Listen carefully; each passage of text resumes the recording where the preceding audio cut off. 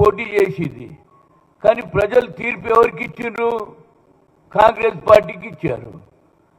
నువ్వు ఇవాళ కేంద్ర మంత్రి అయ్యి కేవలం స్టేట్మెంట్లకే లిమిట్ అనేది నేను అడుగుతున్నా. ప్రధానమంత్రి రాహుల్ గాంధీ ప్రజలు ఓట్లేస్తే తప్పనిసరిగా ఆయన గెలుస్తాడు. ఒకసారి ఓడిపోతాం, ఒకసారి గెలుస్తాం. ఇది ప్రజల తీర్పు. ప్రజల తీర్పు లేకుండా ఈయన చెప్తుండు వచ్చే ఎన్నిక ఎప్పుడు కూడా జీవితంలో రాహుల్ గాంధీ దేశ ప్రధానమంత్రి కాలేడు అని ఈయన సర్టిఫికెట్ ఇస్తున్నాడు. మరి నీవు సికింద్రాబాద్ నుంచి పోటీ చేసినావు కదరా బాబు, నీకు ప్రజలు అవకాశం ఇచ్చారు కదా. కానీ రాష్ట్రంలో జరుగుతున్నటువంటి అభివృద్ధి కేంద్రంలో నీ డ్యూటీ కాదా? ప్రజలు నీకు ఓట్లేసారు రాష్ట్రంలో అభివృద్ధి చేయడానికి. మెట్రో ట్రైన్ కానీ, అదేవిధంగా ఏది మూసీ రివర్ ఇష్యూ కానీ ముఖ్యమంత్రి ఒక పక్క పిలిచి అయ్యా నువ్వు కూడా మాకు సాయం చేయాలి, ప్రధానమంత్రి దగ్గర తీసుకుపోవాలని మా ముఖ్యమంత్రి అడిగినప్పటికీ కూడా నువ్వు తీసుకుపోకుండా మీదికెళ్ళి ఇదేం కాదు, రాహుల్ ఈ దేశానికి ఇక పర్మనెంట్ గా నరేంద్ర మోడీ ప్రధానమంత్రి అవుతాడు, ఆయననే కొనసాగుతాడని గొప్పలు చెప్పడం మానేశాయి. ఇవాళ ఒక దేశానికి ప్రధానమంత్రి ఓబీసీ ఉండి ఇప్పటి వరకు ఏది సూర్యకాంత్ గారు ఎవరైతే చీఫ్ జస్టిస్ ఆఫ్ ఇండియా తీర్పిచ్చాడు జనగణలో కులగణ జరగాలని తీర్పిచ్చినా ఇప్పటి వరకు ఏదైతే అమిత్ షా పంపించినటువంటి జనగణలో సర్లో అందరూ మోసం చేస్తున్నారు. అధిక సంఖ్యలో ఉన్నటువంటి 60%. నితీష్ కుమార్ గారు బీహార్లో కులగణ జరిగితే 62% ఉన్నది మా జనాభా. అదేవిధంగా మా రాష్ట్రంలో రేవంత్ రెడ్డి గారు కులగణ జరిగితే 56% ఉన్నదని ఆయననే చెప్పాడు. ఆన్ ది హోల్ కంట్రీలో 140 కోట్లలో 60% అంటే ఆల్మోస్ట్ అందరి జనాభా కంటే మా జనాభా ఎక్కువ ఉన్నది.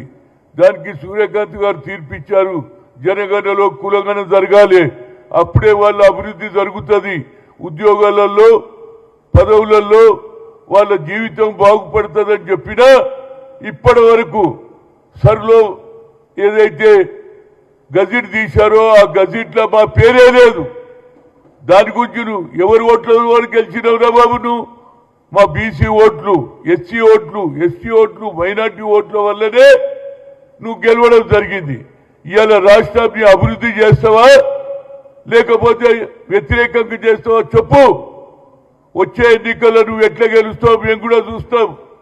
ప్రతి బీసీ వాళ్ళకు చెప్తాం, అరే ఎట్టి పరిస్థితుల్లో ఈసారి సికింద్రాబాద్ సీటులో కిషన్ రెడ్డిని గెలవకుండా చూడడానికి పూర్తి ప్రయత్నం చేస్తాం.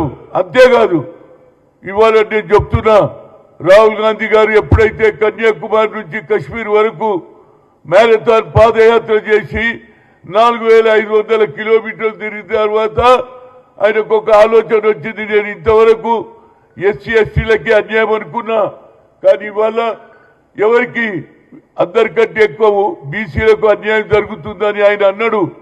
We come to the power, will conduct caste wise census, జిత్తిన హిస్సేదారి ఉత్తి భాగీదారి అన్నాడు. మేము ఓట్లేసే మిషన్ల మారా బాబు. ఇవాళ ఇక్కడ జరిగింది లోకల్ బాడీ ఎన్నికలు జరిగితే 52% సర్పంచులు గెలిచారు, చైర్మన్లు వైస్ చైర్మన్లు అయినరు. మరి బీసీల గురించి నువ్వు మాట్లాడవేంది? ప్రధానమంత్రికి చెప్పవా? అరే సుప్రీంకోర్టు ఆర్డర్ను కూడా మీరు ధిక్కరిస్తున్నారు. ఇది ఎంతవరకు న్యాయం అని అడుగుతున్నా నేను as a OBC MPs convener గా, ఇవాళ అడ్వైజర్ గా ఓబీసీ ఏది అభివృద్ధి గురించి మొదటి నుంచి ప్రయత్నం చేస్తున్నాము. ఎవరయ్యా దేశానికి స్వాతంత్రం ఉన్నప్పుడు మీరు ఎక్కడున్నారు? చూపించండి, పేర్లు చూపించండి. ఆ కుటుంబం దేశ స్వాతంత్రం జైల్లోకి పోయినరు, కోట్ల రూపాయలు ఖర్చు చేశారు పేద ప్రజల గురించి, భూ సంస్కరణ అమలు చేశారు, దున్నేవాడికే భూమి ఇచ్చింది ఇందిరాగాంధీ కుమారు.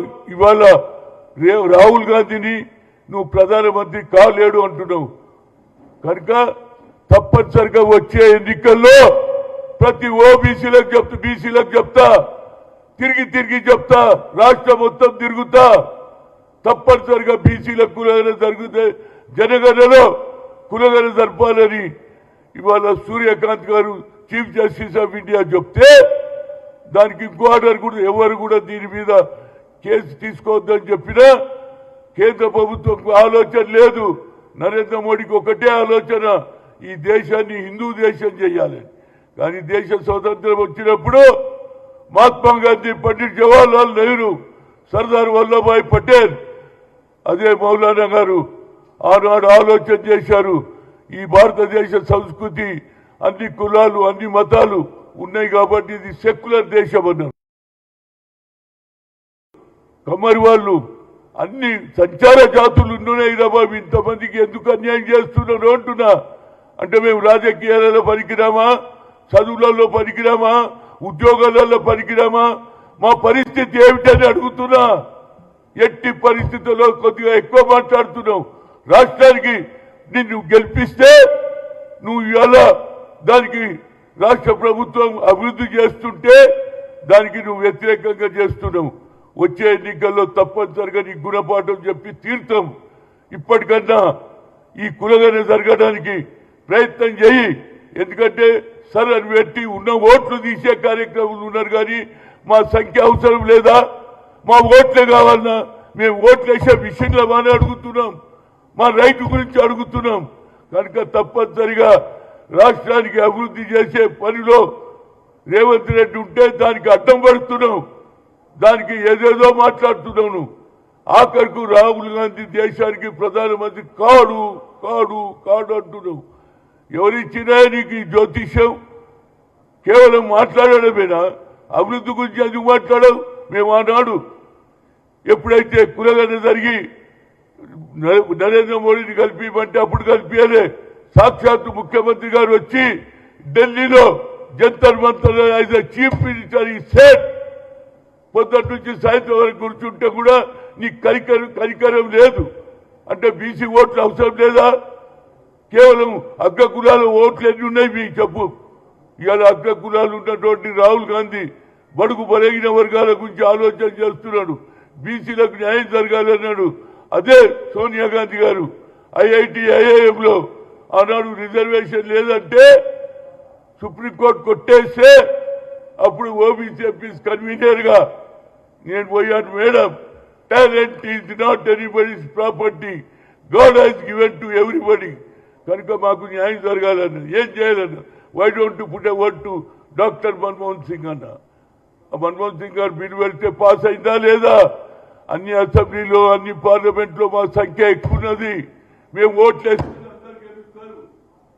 % ఉన్నటువంటి మా ఓట్లకు అన్యాయం వస్తుందా బాబు 60% ఉన్నటువంటి మా ఓట్ల లెక్క ఎందుకు ఉండదు అని అడుగుతున్నా మా అభివృద్ధి అవసరం లేదా మా పిల్లలు చదువుకోవద్దా మా పిల్లలు ఐఏఎస్ కావద్దా మా పిల్లలు ఐపీఎస్ కావద్దా అదేవిధంగా రాజ్యాధికారంలో మా షేర్ కూడా ఉండాలి మొన్న జరిగినటువంటి లోకల్ బాడీలో బీసీలు 52% గెలిచారు సర్పంచులు అయిండు అదేవిధంగా చైర్మన్ వైస్ చైర్మన్ అయిండు మా సంఖ్యను మీరు అండర్ ఎస్టిమేట్ చేస్తున్నారు బీసీలు తిరగబడితే మీ ప్రభుత్వం ఉండదు ఛాలెంజ్ చేసి చెప్తున్నా మా ఓట్లతో ఎవరైనా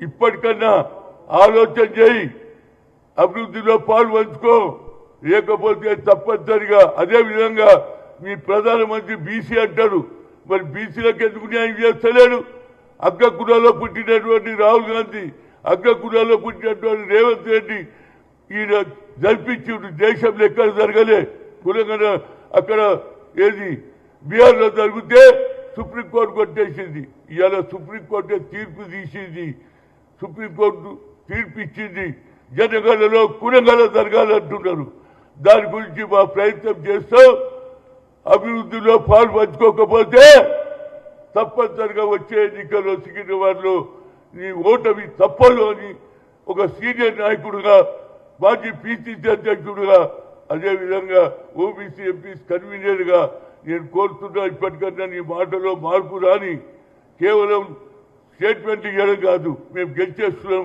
వచ్చేది మాది. అరే ఎట్లా వస్తారా బాబు, మా ఓట్లు లేకుండా గెలుస్తారా? 60% ఉన్నా మేము, అంటే 140 కోట్ల జనంలో 60% ఓట్లు ఉన్నాయంటే మోర్ దాన్ 60% అంటే ఎక్కువ సంఖ్యలో మాకు ఓట్లు ఉన్నాయి. మా ఓట్లతోనే గెలుస్తారు. కాబట్టి ఇప్పటికన్నా ఇలాంటి మాటలు బంద్ చేసి ప్రధానమంత్రికి చెప్పు, నువ్వు బీసీ ఉన్నావు, ఎందుకు సాయం చేయవు? ఓట్లు తీసుకునే ఇంకా దానికంటే నైరును క్రాస్ చేశాడని రోజు టీవీలలో చెప్పించుకుంటున్నారు. ఇంత చెప్పే మొరగాడు ఎవరు లేడంటున్నాడు. బీసీలకు ఏం చేసినావురా బాబు? నువ్వు ఏ బీసీకి న్యాయం చేసినావు చెప్పు. నువ్వు వచ్చిన ఈ మూడు సంవత్సరాలు 2-3 సార్లు వచ్చినావు. బీసీల గురించి ఎప్పుడైనా న్యాయం చేసినావా? నేను 3 సార్లు కలిసినా. మాకు సెపరేట్ మినిస్ట్రీ ఇవ్వన్నా, మా బడ్జెట్ పెంచమన్నా, అది చేయలే. కులగన జరుగుతుంటే చేస్తా అన్నాడు రాజ్నాథ్ సింగ్ హోమ్ మినిస్టర్. ఇప్పటి వరకు ఇప్పుడు జరుగుతుంది, జనగణ జరుగుతుంది, కులగన పెట్టారట. ఏం న్యాయం అండి ఇది? న్యాయమేనా? మా ఓట్లు అవసరం లేదా? ఆ కాలం పెడితే అయిపోతుండే కదా. మీరు ఎస్సీల కాలం పెట్టిండ్రు, మాకు సంతోషం. ఎందుకంటే వాళ్ళు తరతరాల నుంచి అనగదొక్కబడుతున్నారు. బావుల దగ్గర రానియలే, గుడ్ల దగ్గర రానియలే, అంత చెప్పిన వాళ్ళ రిజర్వేషన్ ఉంటుంది. కానీ మా రిజర్వేషన్కి ఎందుకు వెనుకాడుతున్నారు అంటే మా ఓట్లు అవసరం లేదు, కేవలం హిందూ ఓట్లు అంటున్నావా? హిందువులలో కూడా బీసీలు ఉన్నారు, నువ్వు అది మర్చిపోతున్నావు.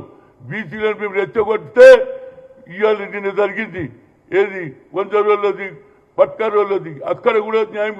పిల్లలు కూడా మా వాళ్ళు ఫస్ట్ క్లాస్లో పాస్ అవుతున్నారు. చదువు వచ్చింది మాకు. మహాత్మా జ్యోతిరావు పూలే 18th సెంచరీలో చెప్పాడు, చదువుకుంటేనే భవిష్యత్తు అన్నాడు. ఆ చదువు ఇవాళ అందరికి వచ్చింది. అందువల్లనే బాబాసాహెబ్ అంబేద్కర్ చదువుకొని బ్యారిస్టర్ అయి ఈ దేశానికి రాజ్యాంగం రాసిండు. ఆ రాజ్యాంగాన్ని కూడా తుంగలో తొక్కుతున్నారు. తప్పనిసరిగా కిషన్ రెడ్డి గారు, అభివృద్ధిలో నువ్వు పాలు పంచుకోకుంటే వచ్చే ఎన్నికల్లో నీ ఓటమి తప్పదు తప్పదు తప్పదు అని చెప్తున్నా. ఇలాంటి భాష ఏదో రాహుల్ గాంధీ గారు రాసిస్తాడట, ఆయన ఏది ఒక్కేస్తాడమ్మా. అరే బాబు, ఓట్లు వేసేటోళ్ళు ప్రజలు అయినా నువ్వు కాదు, నిన్ను కూడా ఓట్లు వేస్తేనే గెలిచినావు. కానీ ఆ ఓటర్లకు అన్యాయం చేస్తున్నావు. ఇప్పటికన్నా నీ మాటలో నీ ఆలోచనలో మార్పు రావాలి. నరేంద్ర మోడీకి చెప్పి కులంగానే కూడా బీసీలను కూడా ఏది సరిగా బీసీలను కూడా ఇంక్లూడ్ చేయాలి. సుప్రీంకోర్టు చెప్పిన ఆర్డర్ను కూడా నువ్వు వ్యతిరేకం చేస్తున్నావు. ఇది కంటెంప్ట్ ఆఫ్ కోర్ట్ అవుతుంది. కానీ మేము అలా చేయదలుచుకోలేదు. జ్యుడిషియరీ అంటే ఒక వాల్యూ ఉన్నది, జ్యుడిషియరీ అంటే అందరికీ వాల్యూ ఉన్నది. జ్యుడిషియరీకి కూడా అవమానం చేస్తున్న ఈ ప్రభుత్వానికి తప్పనిసరిగా వచ్చే ఎన్నికల్లో బుద్ధి చెప్తాం. ఈ దేశానికి ప్రధానమంత్రి రాహుల్ గాంధీ అయ్యే వరకు నా పోరాటం కొనసాగుతుంది. Thank you.